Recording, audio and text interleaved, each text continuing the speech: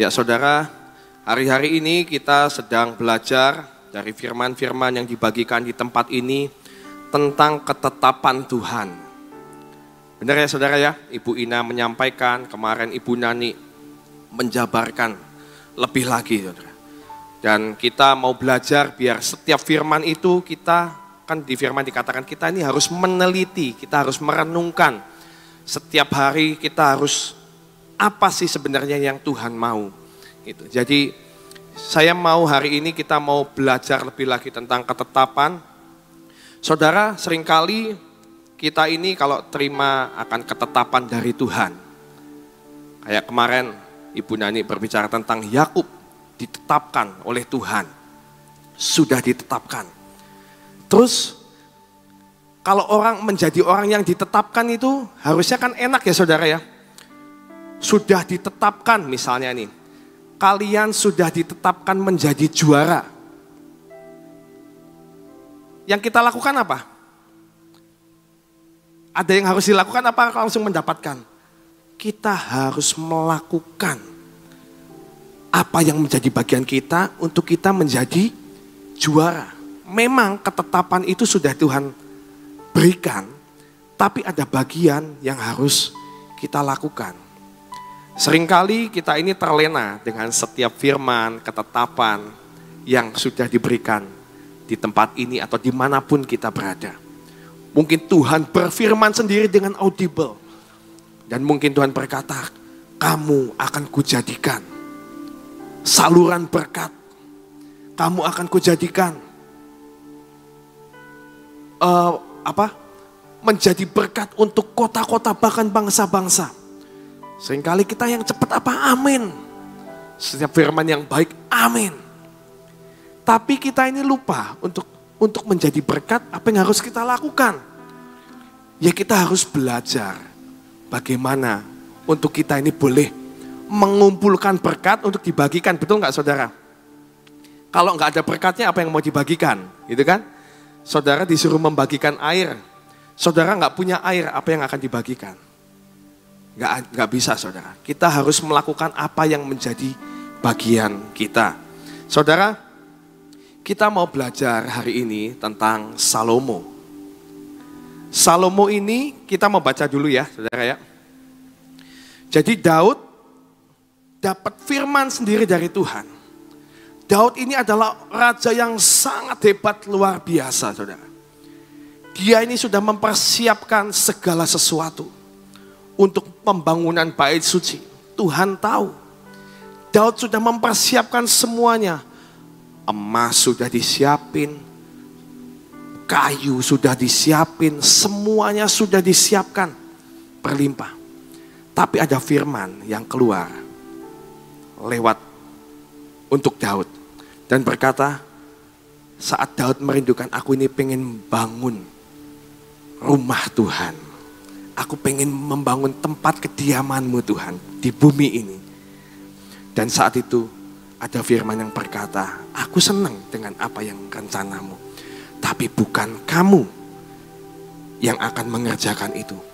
Tapi Salomo anakmu. Kita mau baca dalam 1 Tawarik 28 ayat 6. 1 Tawarik 28 ayat 6.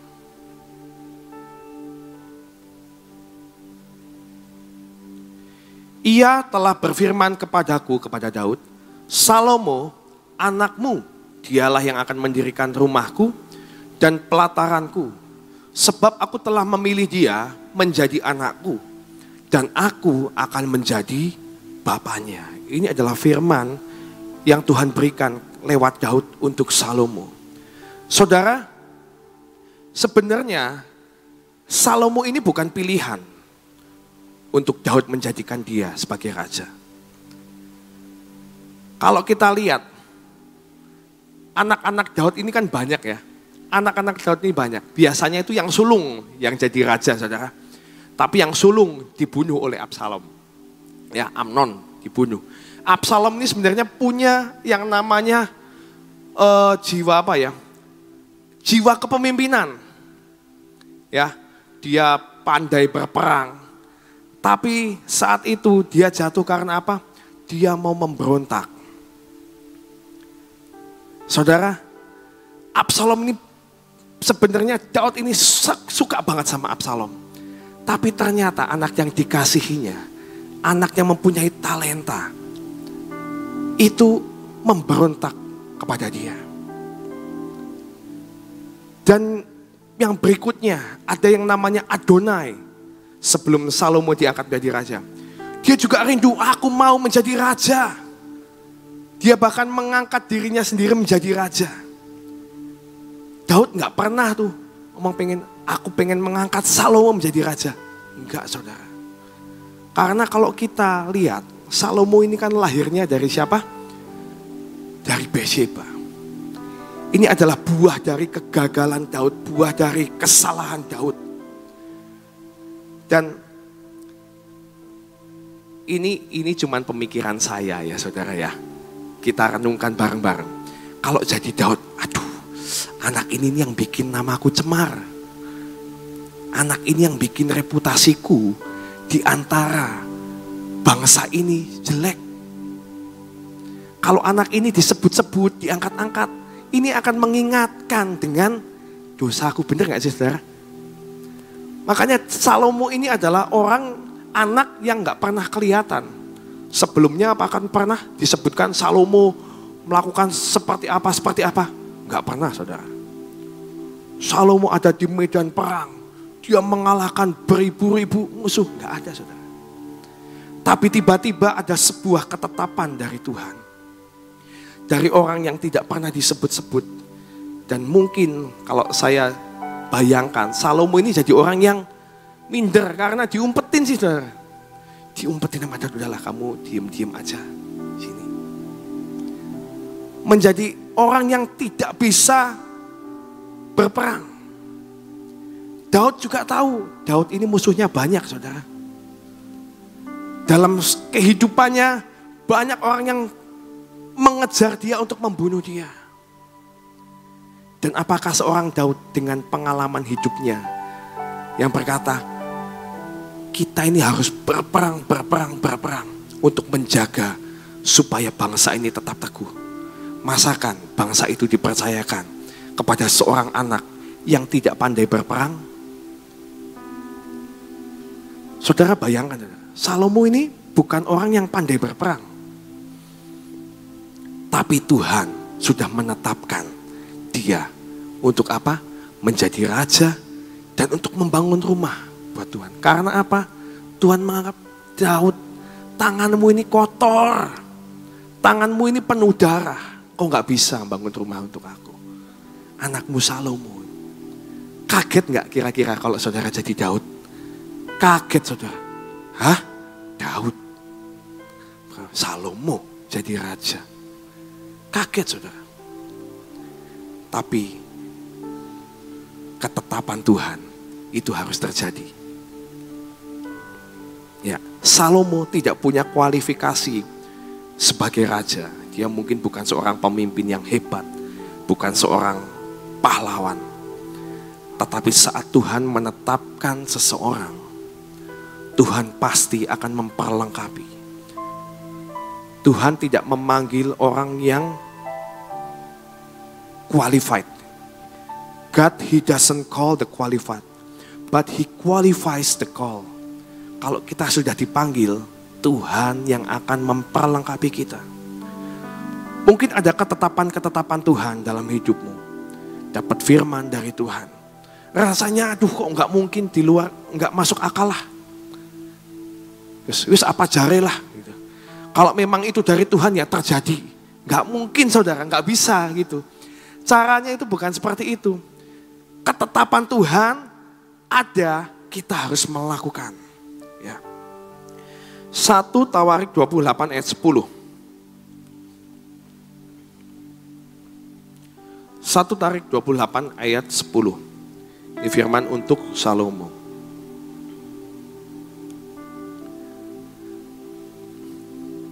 Camkanlah sekarang, sebab Tuhan telah memilih engkau untuk mendirikan sebuah rumah menjadi tempat kudus.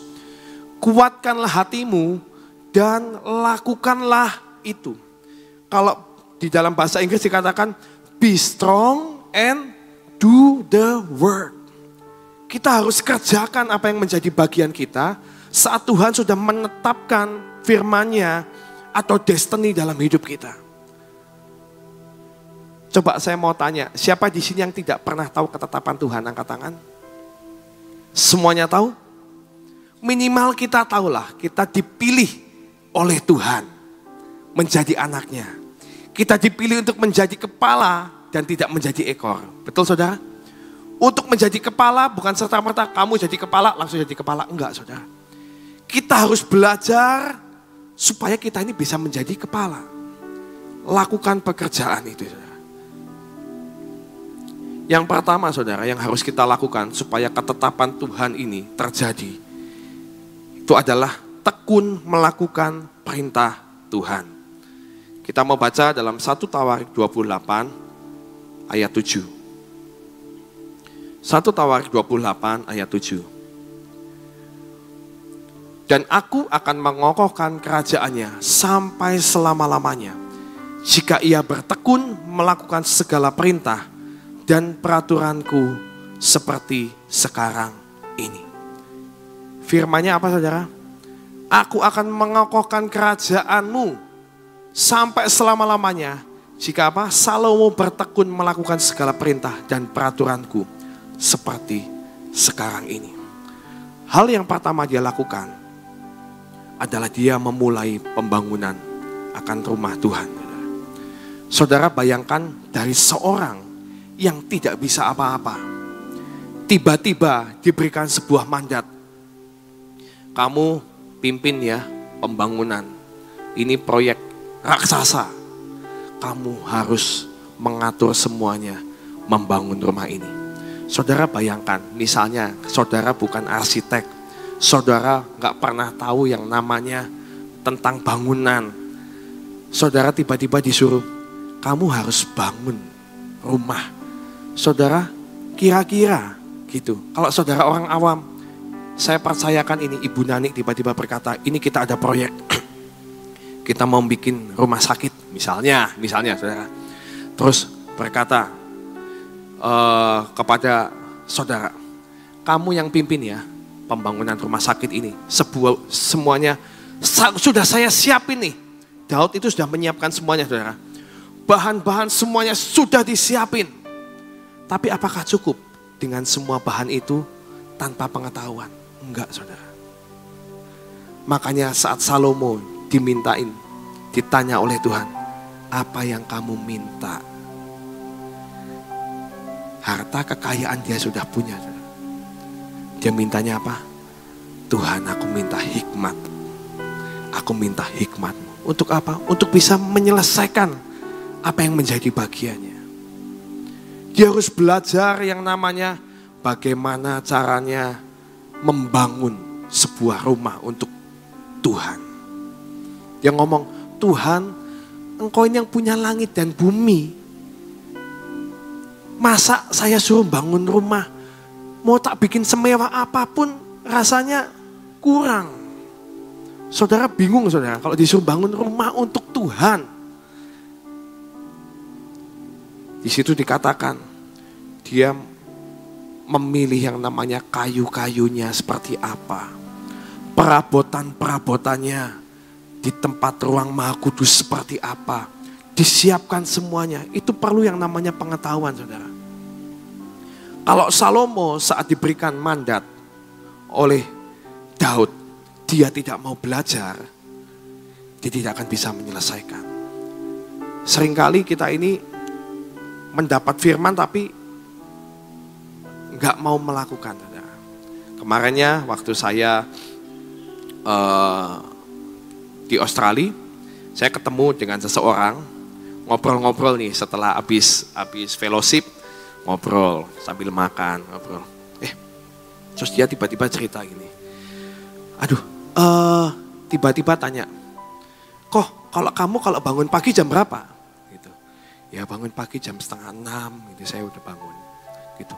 Oh, pasti bangun pagi ya? Ya pasti bangun, masa gak bangun sih? Saya pasti bangun pagi ya, mau jam 5, mau jam 6, mau jam 7 pasti bangun pagi. Pertanyaannya, kamu pasti bangun pagi? Pasti bangun pagi.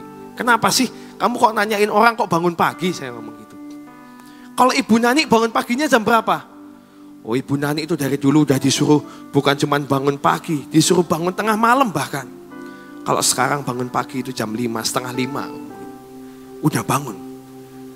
Iya ya. Saya ini waktu beberapa setahun ini, saya ini dapat firman kok. Dapat firmannya apa? Saya dapat firman, saya ini harus bangun pagi. Nah, sudah berapa lama? 1 tahun. Kamu sudah melakukannya? Belum. Loh, makanya tadi saya datang ke Ibu Nani, saya minta didoain. Minta didoain. Terus, kamu setahun ini sudah dapat firman, suruh bangun pagi. Iya, saya belum melakukan. Saya ini lagi mengumpulkan kekuatan. Mengumpulkan kekuatan 1 tahun untuk bangun pagi, saudara. Seringkali kita itu seperti itu gak sih, saudara? Saya pengen menyelesaikan pembacaan Alkitab saya. Jangan setahun lah, setengah tahun. Biar cepat gitu loh. Setahun tuh 2 kali muter, jadi pinter gitu. Sering gak saudara? Biasanya awal tahun itu. Siapa yang sudah pernah membuat resolusi seperti itu? Saya pengen menyelesaikan. Tapi setelah jalan 3 bulan aja. Sampai saat ini aja setengah tahun nih. Resolusi awal tahun saudara mau menyelesaikan pembacaan Alkitab. Coba dicek sampai mana. Dicek sendiri saudara. Ini manusia. Karena daging kita ini lemah. Daging kita ini lemah. Kita senangnya pengen baca sih, tapi sibuk. Saya kerja dari pagi udah pelayanan di sini, udah mimpin pujian, udah jadi singer, udah ngurusin multimedia, nanti setelah ini langsung ngedit dan lain sebagainya, sibuk, capek. Sampai rumah udah capek. Makan malam, udah pengen baca Alkitab, ada film bagus. Jadi saya nonton dulu ya, kalau Alkitab kan ada terus bersama dengan saya gitu. Kalau film ini nanti sudah selewat, udah. Akhirnya nonton film dulu, saudara. Habis nonton film, capek, ngantuk. Ya udah dah, besok pagi-pagi. Saya mau bangun pagi-pagi besok nih. Biasanya saya bangun jam 6, saya bangun jam 5. Supaya saya baca dulu Alkitab. Dilewat lagi, ternyata besoknya bangunnya jam 6 lagi, saudara. Akhirnya, semua resolusi, semua apapun itu, terbengkalai. Orang ini mengumpulkan kekuatan untuk bangun pagi 1 tahun. Sudah kamu lakukan? Belum, ini lagi mengumpulkan kekuatan. Ya kamu gak usah mengumpulkan kekuatan, tinggal pasang weker. Kamu mau bangun jam berapa, Tuhan suruh jam berapa, pasang weker, lakukan. Saudara, kalau sudah lewat 1 tahun, mungkin kairos Tuhan udah beda loh saudara. Mungkin Tuhan pengen menyatakan sesuatu untuk dia bangun pagi, merenungkan firman, saat teduh diperbaiki. Dan mungkin di pertengahan tahun ini mungkin nih saudara ya, saya mungkin gambarkan rencana Tuhan untuk anak ini misalnya. Pertengahan tahun ini, kamu akan mendapatkan terobosan. Karena rohmu sudah kuat, imanmu sudah kuat. Nah, kalau kita nggak melakukan, Tuhan nungguin rohmu belum kuat ini. Aku pengen memberikan berkat kepada kamu. Tapi kamu ini belum kuat untuk menerima berkat ini. Akhirnya lewat lagi saudara berkat untuk orang ini. Nah, saya minta kita ini belajar dari Salomo. Dia ini PR-nya banyak saudara. Dari orang yang anak yang bukan siapa-siapa, tiba-tiba disuruh memimpin proyek. Dia banyak harus dikerjakan. Bukan cuma ngurusin pembangunan, ngurusin mandor, ngurusin tukang, ngatur itu. Saya aja yang kerjaannya di bidang berhubungan dengan tukang ini saudara. Seringkali yang namanya ngurus orang itu pusing saudara. Coba tanya Ko Heri, pusing gak ngurus orang? Paling enak tuh, karyawan makin banyak itu makin puyeng saudara. Karena sifat orang ini bermacam-macam. Yang A lah, yang B, gak usah gitu. Tentang pembantu rumah tangga aja coba. Yang satu datang, satu pulang. Satu datang, satu pulang. Satu iri-iri sudah datang semuanya. Bermasalah lagi iri, aduh pusing. Ini dikatakan tukangnya, istilahnya orang-orang yang mengerjakan itu ribuan. Saudara, orang yang tidak pernah ngurus tukang istilahnya. Tidak pernah ngurusin orang. Tiba disuruh ngatur yang namanya tukang. Kamu harus tentuin mandornya ini untuk ini untuk ini. Kalau saya kemarin baca itu ya, kalau nggak salah. Ribuan kan. Karyawannya ribuan. Mandornya itu kira-kira disuruh memegang satu orang. Satu mandor. Itu kira-kira hampir 50 orang saudara. Diatur sedemikian rupa. Sampai kekuatan mandor ini paling maksimal itu cuma megang maksimal 50 lah. Gak bisa kalau dibikin satu mandor suruh megang 100 karyawan. Ini perlu yang namanya hikmat saudara. Memang betul seperti itu. Kalau mau efektif satu mandor itu 10 orang, 20 orang. 20 orang lah. Itu oke lah. Itu perlu yang namanya pengetahuan saudara. Belum yang namanya ngatur, yang namanya menjadi raja. Yang namanya orang punya masalah datang kepada raja seperti apa. Perlu yang namanya hikmat yang dari Tuhan. Bayangkan dari orang yang tidak punya pengalaman langsung disuruh memimpin sebuah negara istilahnya. Sebuah bangsa. Kita mikirin ngurusin satu gereja aja pusing saudara. Apalagi ngurusin negara. Pak Jokowi itu pusingnya seperti apa? Membangun ini ditentang. Membangun ini, enggak. Boros-borosin uang. Tapi kalau sudah lihat hasilnya, bagus ya. Akhirnya kita bisa menikmati. Pendapat orang saat kita melakukan sesuatu itu selalu ada plus dan minus. Tapi saat kita belajar melakukan dengan ketekunan. Dan melakukan seperti perintah Tuhan. Tuhan berkata, aku akan mengokohkan kerajaannya sampai selama-lamanya. Salomo, kalau kita lihat, dia berhasil memerintah yang namanya bangsa ini. Tidak ada perang saudara. Dan semua bangsa bisa menghargai dan menghormati yang namanya Salomo. Tidak pernah terpikir itu kalau dalam pikiran Daud. Masa kamu bisa mempertahankan bangsa tidak dengan perang? Gak ada saudara. Di zaman Daud tidak ada. Hanya di zaman Salomo. Karena apa? Tuhan sudah menetapkan. Nih loh, kamu cuma melakukan perintahku. Aku akan mengokohkan kerajaan. Sampai selama-lamanya. Dikatakan di Alkitab, pemerintahan Salomo ini. Bangsa Israel mengalami yang namanya damai, sejahtera, berlimpah-limpah semuanya, menikmati berkat Tuhan. Tapi itu semua tidak bisa terjadi saat kita tidak melakukan dan belajar akan setiap perintahnya. Saudara, Yakobus 1 ayat 22 kata,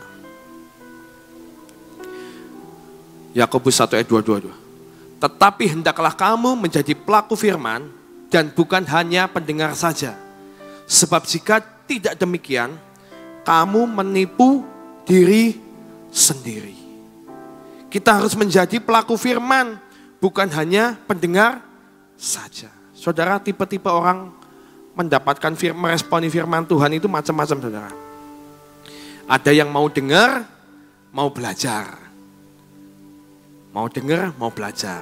Kalau di Alkitab ya papanya Salomo ini, Daud ini. Dia mendapat firman dari nabinya. Kamu ini salah perbuatanmu.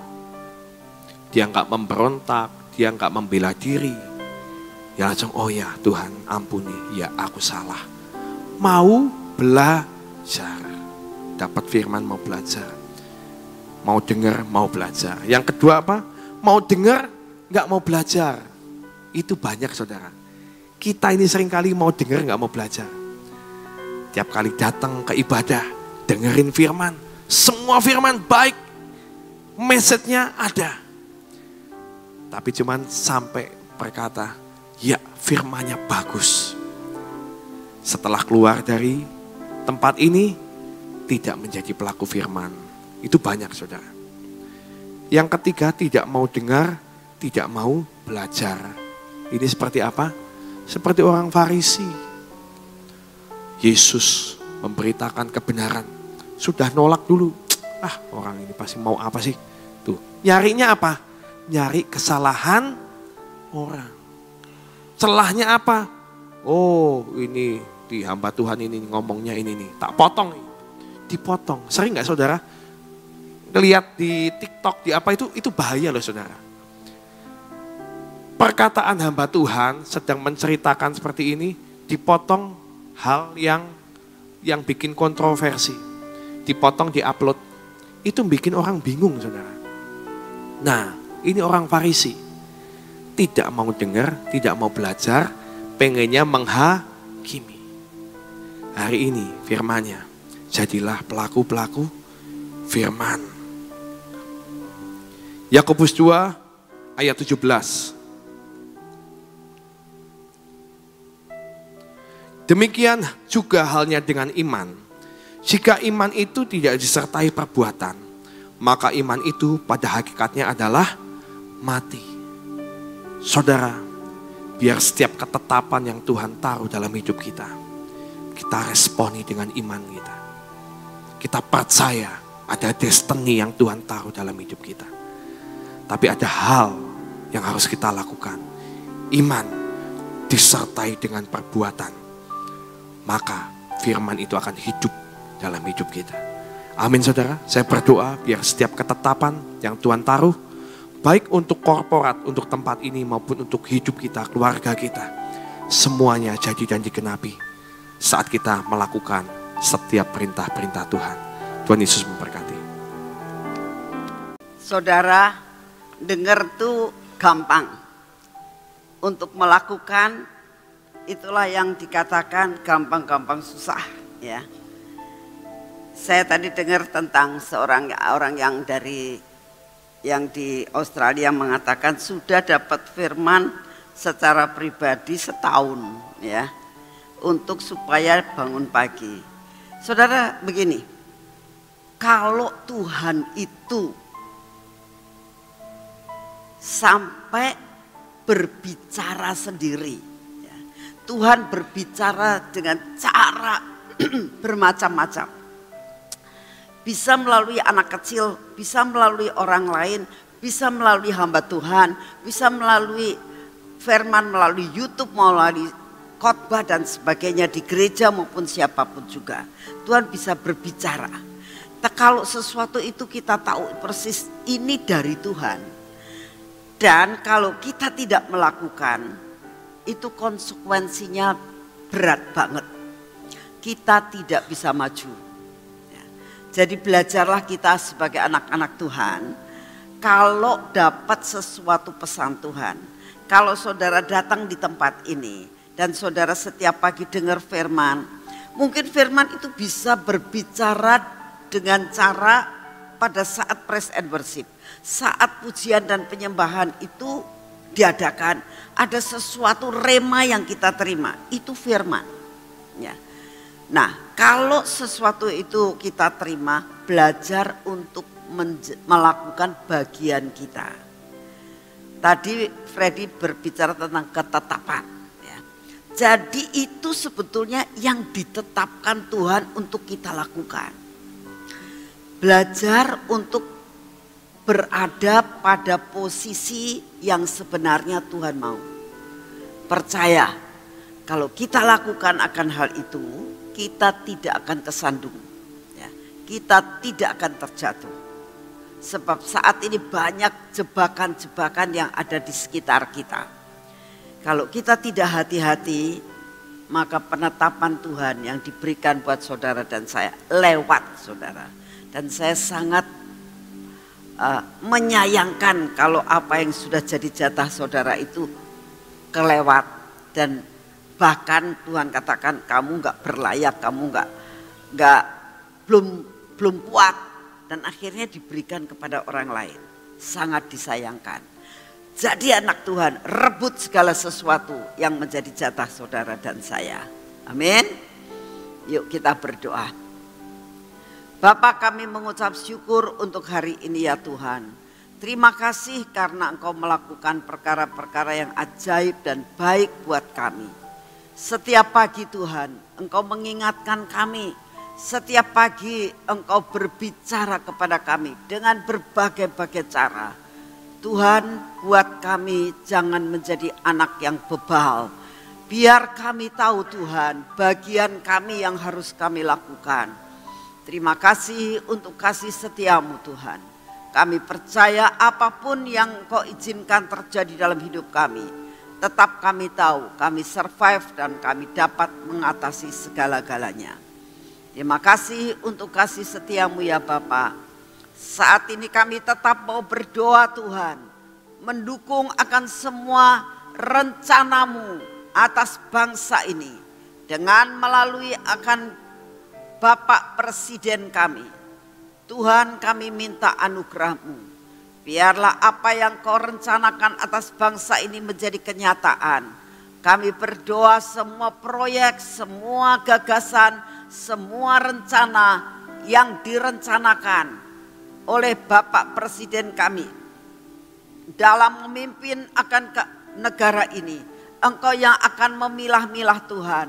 Semua yang Engkau setujui biarlah dapat dilaksanakan.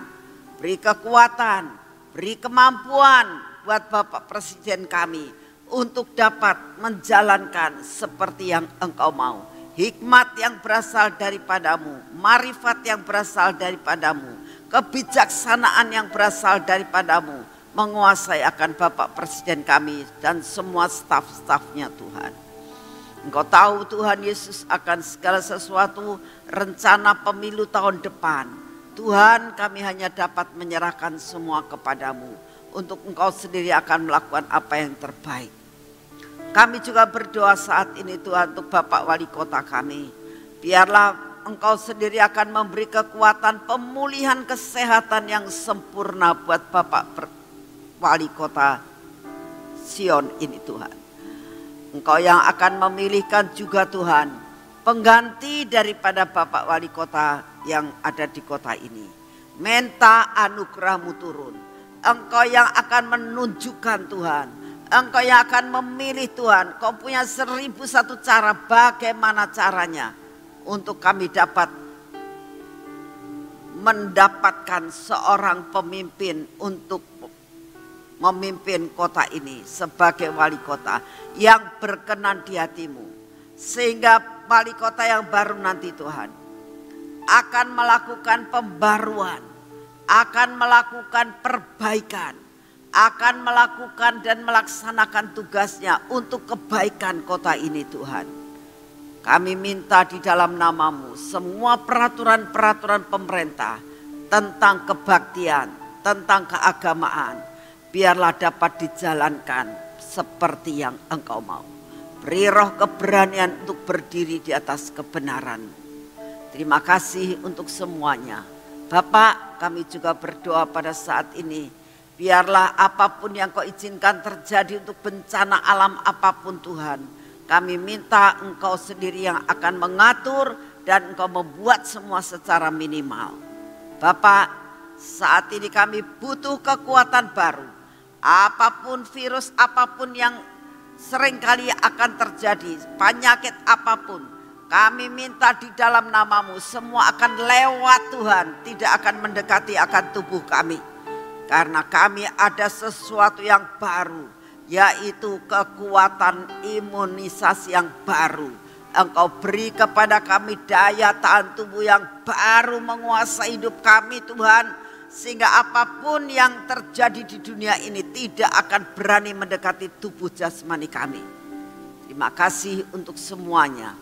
Kami percaya Tuhan Kau mendengar doa kami. Segala pujian, hormat dan syukur kami naikkan di hadapan-Mu. Saat ini kami mau masuk dalam pengurapan.